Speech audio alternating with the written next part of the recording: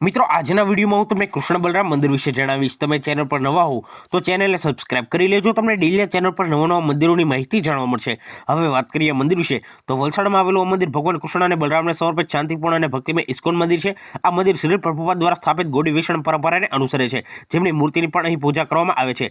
મંદિરની અંદર કૃષ્ણ બલરામ રાધાશ્યામ સુંદર અને ગૌરનીતાના સુંદર શણગારેલા દેવતાઓ ઇસ્કોન વૃંદાવનથી પ્રેરિત એક અદ્ભુત વેદી પર સ્થાપિત છે। મુલાકાતીઓ દૈનિક આરતી, મધુર કીર્તન, ભગવદ્ ગીતા પ્રવચનો અને પ્રખ્યાત રવિવારના પર્વનો અનુભવ કરે છે।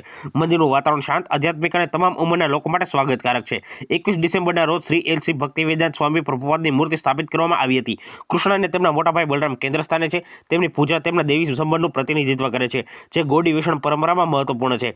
મંદિરના નેતૃત્વ અનુસાર તેઓ ભવિષ્યમાં વધુ કામી મંદિર માળખું બનાવવા માટે જમીન સંપાદન કરવાની યોજના ધરાવે છે। કૃષ્ણ અને બલરામના ભક્તો માટે મંદિર સત્સંગ માટેનું સ્થળ અને ઇસ્કોન ચળવળકારો સાથે જોડવાનો માર્ગ પ્રદાન કરે છે।